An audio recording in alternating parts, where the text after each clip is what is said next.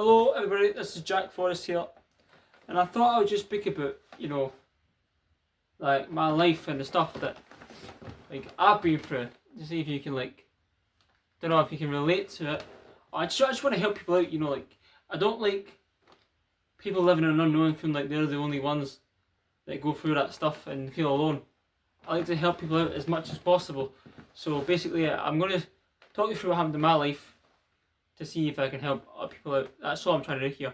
So yeah, and also I'm making music at the moment. Well, I have been doing it for about a year now. So yeah, if you can subscribe to the channel, it would be a great help. And just give it a listen and gin up, that's about it. So yeah, so basically, when I was younger, about 3-year-old, I was taken up with my mum and dad, and I was put into care after my mum had handed me over to a postman, which happens, but and therefore I was split up with the majority of my brothers, but I was kept with one. And yeah, we got along pretty well. And I went through 2 different families, I think it was, when I was younger. It wasn't until I turned about 4, I got given to 2 people, which was a foster family, with me and my brother. The 2 were lovely, I'm not going to lie. I stayed with them till about I was 4 till 10, I think it was. And yeah, it was all good, but something just happened, right? And it was it was out of my control, Social work had decided this thing, that they were going to take me away from these people that I couldn't understand it, because I was so young. And I thought, you know what, I've actually found a home. I found a place that has my heart. I found a place that I can go back to. But yet I'm getting taken away. And I was like, what? So I get split with my brother. I get split with my brother from this place. And I got taken away. And I get put into Crooked Home. Sorry, I was still with my brother then. I got put into Crooked Home and I was still with my brother. But then, after Crooked Home, I got taken away from my brother and put in a children's house. I was like, what the fuck? They try to say that I was a bit too much for people. I was a fucking child. What do you expect a child to do? I wasn't going about doing the maddest things a big fuck was doing. No, I was a fucking child, mate. They made me a fuck. And I swear to God, man, that's what they do to kids. That's what they do. They destroy their lives because that's what they get pleasure out of. I don't understand it. And then they come back to you years later and say, do you know what, we're trying to help you. Trying to help me, you could have helped me years ago, pal. But no, you decided to do this now. That's just what happened. So yeah, I went to Sunnyside in Auckland, which is Children's house. And then I stayed there for quite a long time, about 3 years. And I just broke away, And I started to deteriorate. It was just things in my head, I just felt I wasn't loved, I felt depressed, I felt fucking, fuck life. And I was hurting myself, I was cutting myself, I'm not gonna lie. And it was to the point one night, I said to get up out of my bed. And I remember sitting there at a wall saying, fuck this, mate. Just fuck this. I said, I've no mother, I've never had a mother. I've no fucking family now, I've no brother. So what I did was I went under the bed and I got a toothbrush wire, which was like little toothbrush wires. And it was something I would never thought I would ever done. But I tied it around my neck and I went in it. And I don't really want to talk about it on this, but that was the first time I actually died, and it was pretty scary, But I didn't die because I'm still here. Well, I did die, but I'm still here. So that's obviously God blessed, by the way, that I'm still here, because I got to meet a lot of people today. I mean, I've been places that I never thought I would ever be, and thanks to who for being where I am today. And you know what? It's incredible how life can change. So trust me, it can get better. Because I used to tell myself, this will never get better, but just to see it happen in front of my face, is it just makes me want to cry, and it makes me really happy. So thank everyone out there that supported me today, and there's not much I can say. Anyway, after the Auckland Children's house, I went to Kibble, because yes, what had happened, and I was kicking off because I didn't feel loved and I didn't feel belonged, that I deserved anything in life now, because I felt like, why is it all getting taken away from me? Why am I getting made to feel this? So yeah, I get moved to Kibble, which is a more secure place, but wasn't quite in a secure unit.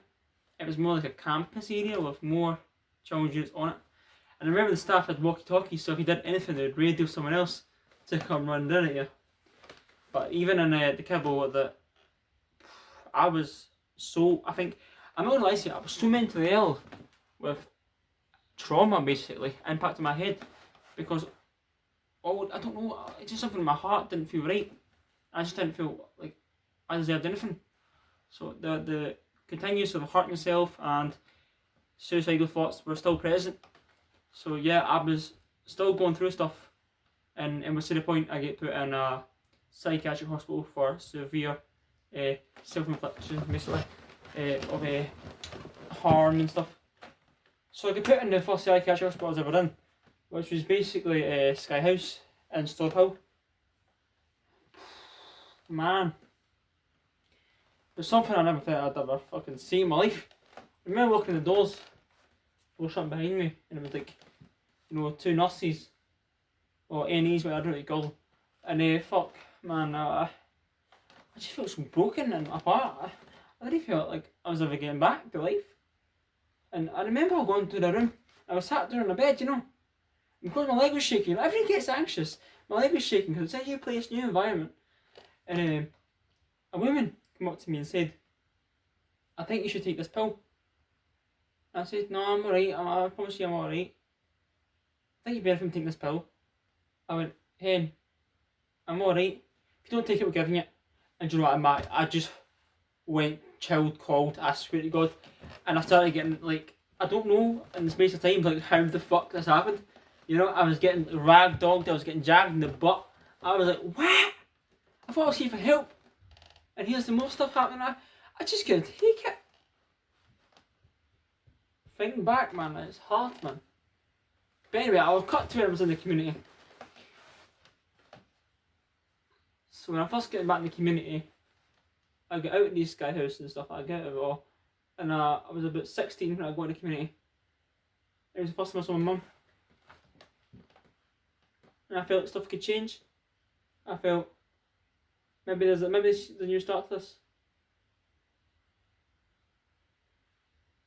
But it doesn't work like that. You can't always fix what happened in the past, never mind you run back to it.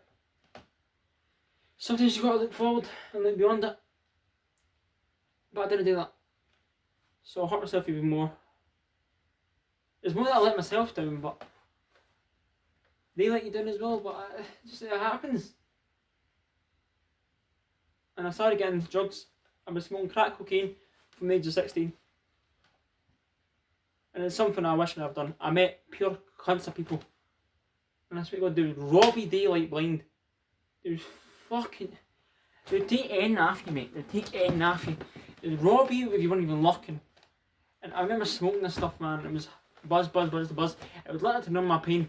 I didn't even want to feel a thing after everything I went through. I just wanted to stick some in my gob and go away the day. And that's when I got abandoned. I was in the streets, I had to eat the bins, the end, man. Just begging people for money.